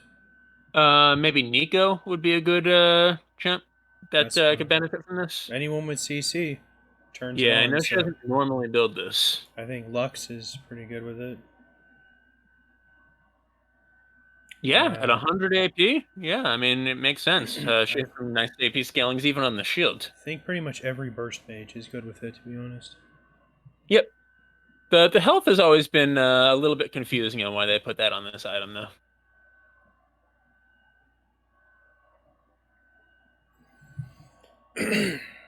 Okay, right. Let's move on to the goofy named item, which had a way cooler name on the PBE before it came out, but I don't remember. Exo the Protean! We actually got some really good buffs on this item that I really like, because I feel like, even though I've bought this item dozens of times now, I feel like I never even notice when the heal component of it goes off. And then at the end of the game, or towards the end of the game, I'll mouse over it to see like how much it's healed over the course of the game, and it's always kind of pathetic, so... I was hoping this would stay... What type of champions do you build this on? Tanks. This is like the tankiest choice, but I have seen this on like a lot of fighters where they just like build just this and then get only damage items like Aurelia and stuff. But I feel that doesn't really take advantage of its passive as much. Right. In fact, so this is the other change I went over to the actual Riot client to look at, and that's because the patch notes earlier on League Wiki were incorrect. So I had to go over there and see what the actual numbers were. Anyhow, so while I was there, they made the point that what they're trying to do with this item is make sure that that fighters don't use this as a complete one-shot stop for durability. They want to make sure that you're building some type of other resistances in order to make this useful. Yep. And that's why they push some of the power into away from the drain and just the economic efficiency, and into the bonus resistance, bonus resistances rather than total. I feel like they could just take the heal component out of this item and no one would notice, because I feel like it's such an afterthought. I mean, especially at 7% of your bonus health, this could be big on a full tank. I think I bought this like close to 30 or 40 times now, and not one time have I been able to tell that the heal component went off. That's how much of an afterthought it is. Wow. I mean, you see yourself like turn purple and shit, and I'm like, well, I know it must be on. Okay, so I've never been even a bigger heal than Catalyst. I've never been around a bunch of people and saw like a big chunk of my health go up because I healed for 3, 6, 9, 12, whatever health, and was like, oh, that's kind of nice. I don't know. I don't think it's going to be better by switching it to bonus versus max, because then you're just going to need a cajillion health to get the same effect, even if you are a tank. Well, yeah. I mean, I think the moral of the story on this one is now this is mostly going to be used only if you're a full tank. Yeah. Or if you're a tanker that's building a tanker. a fighter that's building really tanky in general and just using base damages rather than AD. No, I bet they'll change Does this the- again. I bet people like Aurelia will still buy this as like their only tank item. I can't see her doing that anymore. When she can just build like a Sheen upgrade instead. Well, they didn't change the stats, and they just made the resistances even higher. All they did was change the heal effect, which was the most underwhelming part of it. So I don't see any No, reason. they also changed what resistances you get. It's now based off of bonus resistances instead of Oh, total. I didn't see that. Well, now I'm Yeah, really that's up. a pretty big change. Now I'm really mad. I thought that was still 20 total. I'm like, woohoo, this is still cool. Okay, well, okay, now this item's just stupid. Never mind. Yeah, it I was thought it always was surprising cool. to me- it was always surprising to me how good this item was because on paper it didn't look that good to me. Well, And this, yeah, you're in-game, now I agree with you. Now this is like, tank only. yeah, this sucks. I This think it'll was still be okay for tanks. this was For full cool. tanks. I like the total. You always knew you were gonna get like a nice chunk that was way better than conditioning. Now What's the you're matter like, with you, well, I gotta get 4 items first now. What's the matter with you, Jack Show? You used to be cool. Yeah, I know. Not only that, you can no longer drain from the lane minions either. I didn't even know you could do that. Probably because it was laughably bad. Maybe. Well, fuck, Well, you man. can't. You can't do it anymore. This item's so. That's so stupid. They should just make the drain go off like every 8 seconds, nonstop. Instead of only going off once when it's capped out. So you're ready to basically throw Jack Show in a coffin and give it a eulogy? I mean, that is so many stats you lose by it only being bonus instead of total. You lose. You lose 15% of the like 100 to 130 armor that every champion in the game gets at 18. And then you lose 15% of like the 32 to 46 MR that every champion gets in the game. Right. So that's like a lot of that's stupid. On the other hand, it's good news for like Rammus and Malphite. I don't know. It's still going to give more than any other tank mythic, so I'm disappointed that they went in that direction. I swear at one point that was 20% total on the PBE at one point. When I was reading In lieu of flowers, send buffs to Radiant Virtue. Dude, that one's just the bits. Yeah. Like, you say all these bad things about Jack Show. Like, look, it's still better in all cases than Radiant Virtue. If they doubled everything on that item, it would still suck. Yep. Okay, let's move on to Rod of Ages. Looks like they changed just about everything on the item except where it mattered. The AP. Yeah. If this item doesn't give 120, 140 AP at like eventually in the game, I'm calling it a bad item.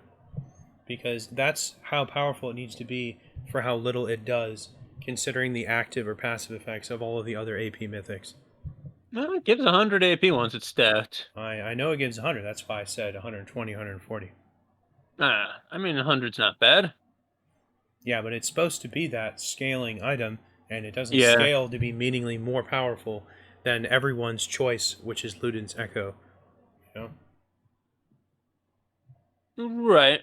But now, like all of the other, mage items in the game, it will give AP and movement speed when you hit someone. Like, I guess this is more like when someone hits you. That they really need to do a better job making the different AP mythic items distinct from each other. This is quite honestly embarrassing. With that said, I like that Rod of Ages has gotten some buffs. The biggest part of this to me is the 100 extra health. What's the biggest part to you?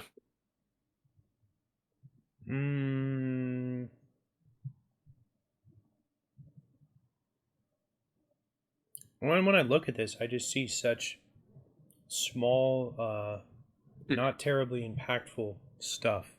And when I look at the one thing that like Ludens or Protobelt or Night Harvester More damage. or Shadow Queen does, the one thing More they damage. do is more powerful and more impactful. Just because this thing does like 4 or 5 things a small bit doesn't make it good. Yeah, I mean, I'm partial to this on some champs just because it builds out of Catalyst. I wish Catalyst had better build paths. Um, One champion that you would just never expect that I've been experimenting and actually having a lot of success on is support Lulu.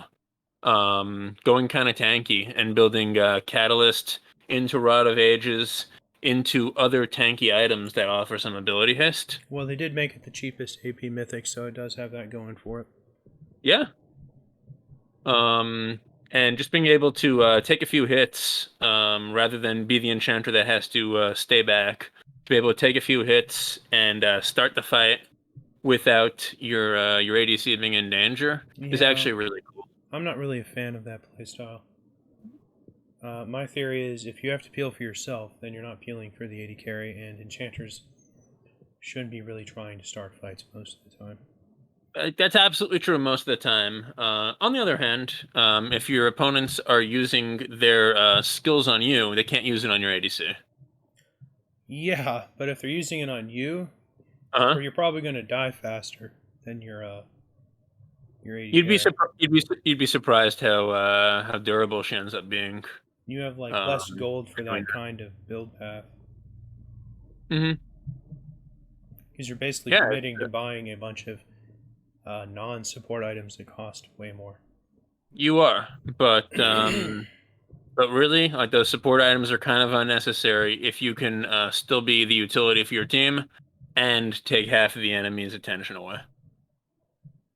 Anyway, as far as Rod of Ages, yeah, we have the same enhancement that we had from Catalyst. The bonus movement speed is better and it's easier to proc now, and you get 100 bonus health. All nice changes. I agree it's not going to put it into the top tier of Mage Mythics by any means. I don't really see people buy it. Not often enough. Okay, down to Seraph's Embrace, and we've already talked about this for the most part. The one Yep. thing we haven't talked about, how it's gotten an instant shield that you no longer have to activate anymore, like the old Seraphim, super old Seraph Embrace used to. This Hmm. used to be an active now. Now it just goes off by itself. However, for all the cheese lords out there, they made sure to tag it with the lifeline thing, so you can't stack it with shield bow or maw or Sterix or anything else that might have been fun and interesting. Yeah. I mean, shields upon shields upon shields when you get to low health would just be really annoying. Well, you would only be able to build two of them. Yeah. I can't think of too many champs that were building, lifeline passives in the first place that would want this. But you gave some interesting examples. Anyway, yeah, lifeline passive means you can only do the one. But I think this is a pretty nice shield. You get 250 shield plus 20% of your current mana. So if you still have a couple thousand mana left, that can be 700 shield you get when you go to low health. I, I think I, that's probably better than the consistent healing over time. What do you think? I like that it goes off by itself. That's a real bonus to the low effort players. Yeah, That's yeah. really going to help people that don't care enough. Maybe next time the four people that you beat in the 3v4 will use this item and Whenever get they that make an shield item that without needs, even thinking about it. whenever they make an item that needs less of your attention, Mhm. you can that means they're definitely improving the quality of the game when you don't have when you can be phoned in to the items that you have in your inventory. There you go. You could be like submitting your resume on Indeed and still getting your shield. But Alright. for all the cool kids out there, you can still buy Gargoyle Stoneplate with any of the lifeline items and get two shields that way. And I I think mean, some of I those guess aren't that's mythic. Some of maybe those a aren't reason yeah. for gargoyles. It's terrible right now. Some of those aren't mythic, so you could also buy Locket as your mythic and have three. Oh please, lock it. Even though Locket's like probably the worst mythic in the game. No, no, no, no. Radiant Virtue. Well, I don't know, because you could probably do something if you had enough health and you can heal people around you. Whereas Locket, since it doesn't scale with health anymore, I feel like it's just forever poo poo. Yeah, it's pretty bad. When All right. they add bonus health scaling to that thing again, I'll look at it on Shen again. Because I used to get that on Shen. So Winter's Approach, I think we just already went over that with Fimbulwinter. Yep. Let's head on down to the ruins. Yep. I don't know why they changed this. I'm sure you did a thorough reading of their rationale behind why this needed changes after like 4 years or whatever. I was tempted to because this is pretty big. Yeah, I don't think they need to mess with any of this tenacity stuff. I think it's probably the one part of the game that exists in a pretty perfect harmony with how much of it is in the game and how much of it you can stack. It never gets too crazy. I'm pretty happy with the way tenacity functions in the game. I would not mind if they either added a cap or, better yet, change it to be like ability haste, where each percentage essentially gives you less of an absolute effect. So now there'd be items that give 10 flat tenacity. Yeah, I mean, like, basically the way ability haste works, right? Instead of saying, your cooldown will be 30% shorter, it's your recharge speed on the skills is 30% faster. Meaning that each percentage that you add on top of it will take off a lower number of seconds from your skill cooldown time. It would be kind of nice if tenacity did that, because tenacity really can get crazy when you stack several different forms of it. Can you explain to me how you stack more than like 2 of these bonuses? Well, there's this. A lot of champions have built-in tenacity. Not a lot. There's the tenacity in the green runes. There is the Merc Treads. I mean, you can get like 4 or 5 different types of tenacity in the game, all stacked at the same time. If you're an ARAM, you'll have a 6th. But like, seriously, like, they're it's really not that hard on some champs to basically stack over 50% consistent tenacity, and that can be a little ridiculous.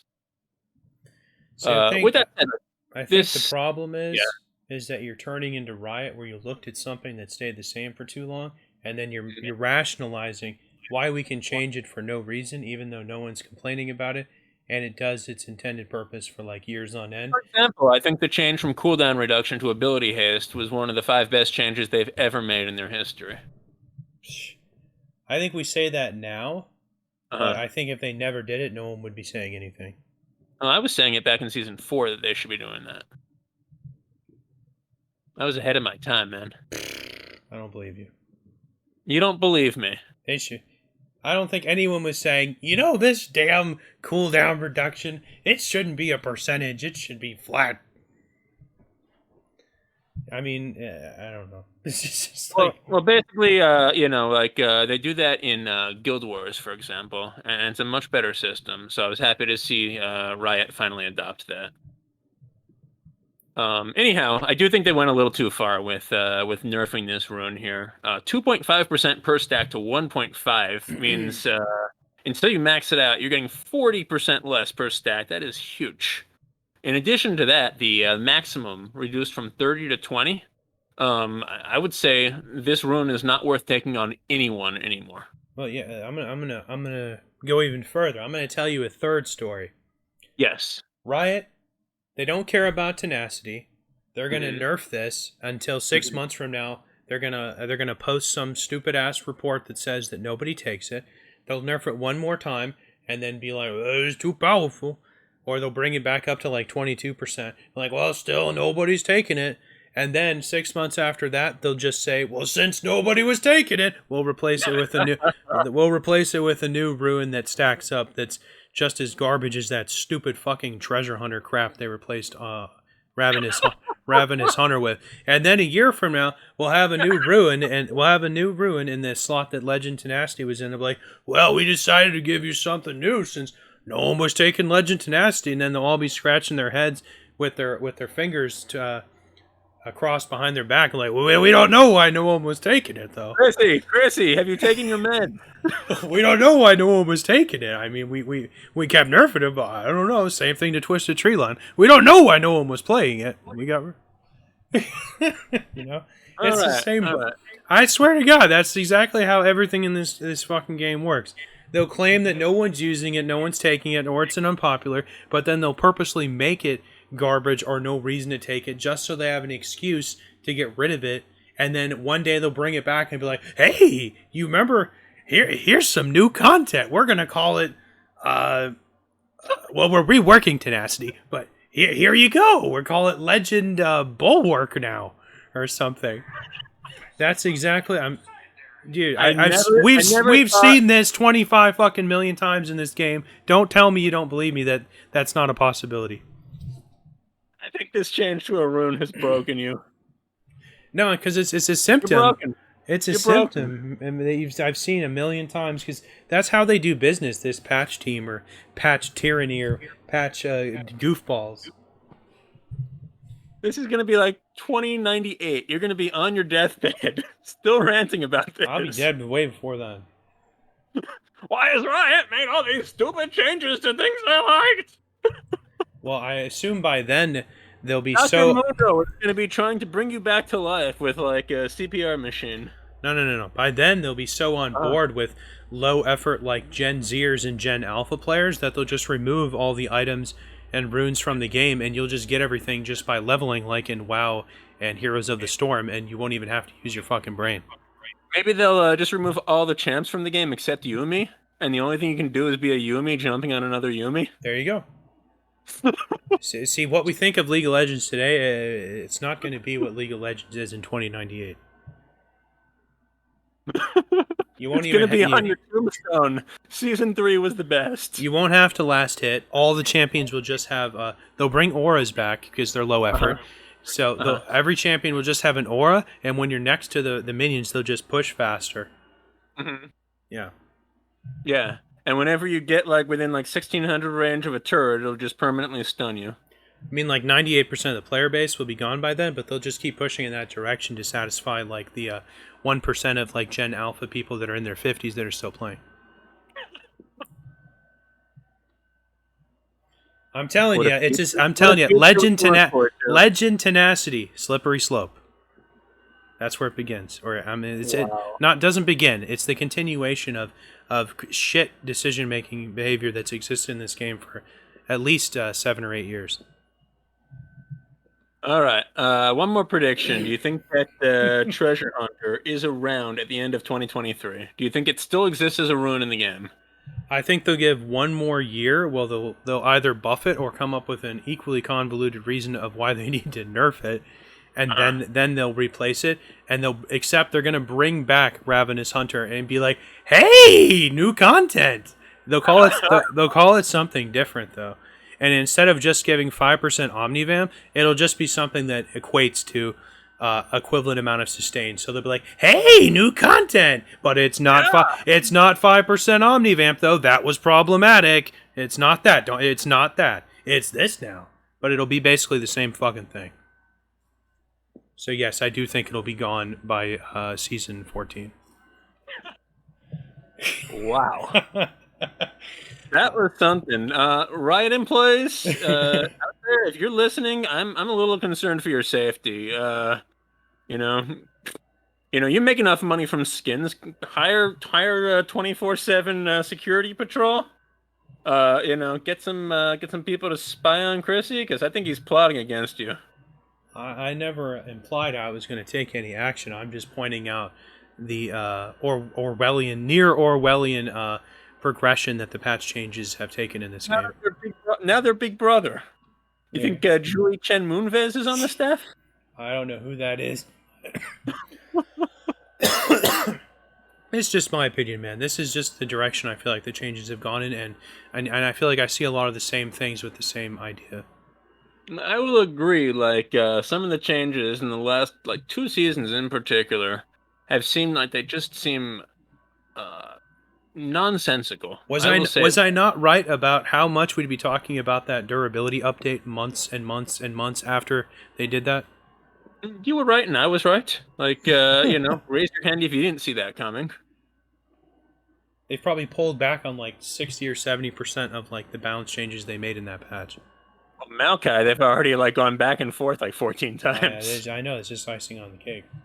Okay. All right, now that everyone has already tuned out because we were ranting too much, why don't we go over the few important ARAM changes? That wasn't a rant. That was an interesting discussion of patch change philosophy. Yeah, well, if you're still listening after that, leave a comment. Okay, so you want to scroll down all the way to the bottom and talk about how people are dead for 2 more seconds in a game where people die every 5 seconds? Yeah, well, they're actually reducing the death timers, so Oh. that you Oh, basically if oh, 1 second. 1 second. I swore it was one two at second one. left. I thought it was two at one point when I looked at this. I was hopeful that they did this for the Rift, but no, it's just ARAM. So now if you're dying when the opponents are at your second turret, the game's not over. You might actually be able to contest once. So yeah, shorter death timers by a little bit, and lower life steal against minions. Now, So this is a little bit of an important change. I know, but you remember the argument I made last time. You remember? What was that? I said that it doesn't. There's no nerf. There's no nerf to lifesteal Uh-huh. by making it only half as effective versus minions, because your teammates will never let you sustain off of the minions, so you will never notice this nerf. The fact that That's they buffed true. it, it's completely Oh, it inconsequential was because increased. you'll It was never increased. you'll never Yeah. be in a position to utilize this because your teammates will never let you sustain off minions because it's a low effort game and no one can press tab to tell if you have sustain, so you'll never have to worry about healing off the minions. That is one of the triggers for me when I'm playing an ARM. But the one time you can do it is if those teammates are inept enough to let the super minions spawn, and then you can basically just wail on that thing all day. Well, it has a lot less armor, which means you get less benefit from lifesteal. But like I said, it doesn't come into play because your teammates will try to kill it as fast as they can. Yeah, but now, the when you're trying to like use your one CC ability as a life stealing ADC, okay? The tank that's coming after you at a really fast speed can't use as much tenacity, so you're okay. Well, they get more in ARAM. I think that was your point earlier.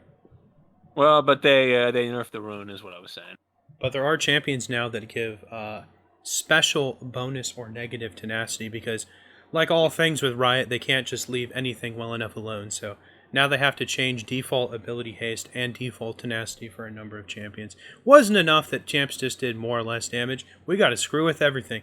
Before champs, next thing you're going to see is some champs are going to have 5 or less, 5, -5 or +5 movement speed that they wouldn't normally have. So they're too Yeah, fast. if we compare the beginning of this video, Chrissy, to you now, you have so much more vigor. All I got to do is rile you up with, with Riot's balance changes. When I saw that Legend Tenacity, I just had a vision of the future and it simultaneously kind of a coma-like vision of the past. And when they converged, I knew what was to come. Yeah. I am become death, destroyer of worlds. Now, it's the last thing before we get the hell out of here, because this has gone on for way more than I thought. The Frost Gates, I really wish they'd take those out of the game. But if they're going to keep them in the game, I wish they just make it so everyone can just use them like 5 times, and that's you only get to use them 5 times the whole game. Because then I had to actually, shut me up. I had to stop myself. That's not low effort, so no one's gonna. People just use them for the first 5 times they die, so that's a dumb idea. I should shut up. I'm giving way too. It goes back to my lifesteal argument. I'm giving way too much credit for people to press tab. So I do think. I do think that reducing it to 15 to 30 might be smart because there is several times where you die right away and then you accidentally try to get to the front lines by going into the Frostgate again, except you jump past your team and into 5 enemies. So maybe they thought that was helpful. Yeah, you can also start to use it and then accidentally cancel it, and that's really annoying. But that in itself is like a no low effort change because now you're just removing player accountability to seeing what the map conditions are. See, now it just won't let you kill yourself even though you were going to be stupid and misplay, and that would have been a mistake the enemy team could have capitalized on because you're a low effort millennial or Gen Z or Gen Alpha playing League of Legends and you don't give a shit to pay attention to where the enemy teams are and you'll just go through the first Bard E that you see on the map. So I don't like this. This just takes away counterplay and mistakes that the enemy team can capitalize on. All right, Grams, I think it's time to chloroform you and put you to bed. Okay, yeah, I hear you. All right, that was 13.1, man. It's fun to start up a new season of doing these. It's cool that I've been able to keep this going, and I'd like to be able to expand this in some way or start a second series with Jason here at some point about something. I'm lazy shit, so who knows. And I'd love to be able to get more people to do this with us eventually. So if you're listening, just my Discord's on the YouTube channel. Jump in there, and anyone that joins, I'd be willing to do an episode with. We're hoping to bring you more content this year, and hoping that everyone out there has a good year as well. Thanks for listening. And if you work on the balance team and want to come on and defend yourself, I would be definitely down to hear the rationale without listening to those like 12-year-old like written statements that they put on the leak thing. So that would be cool. All right, that does it for 13.1, and we'll see you next time.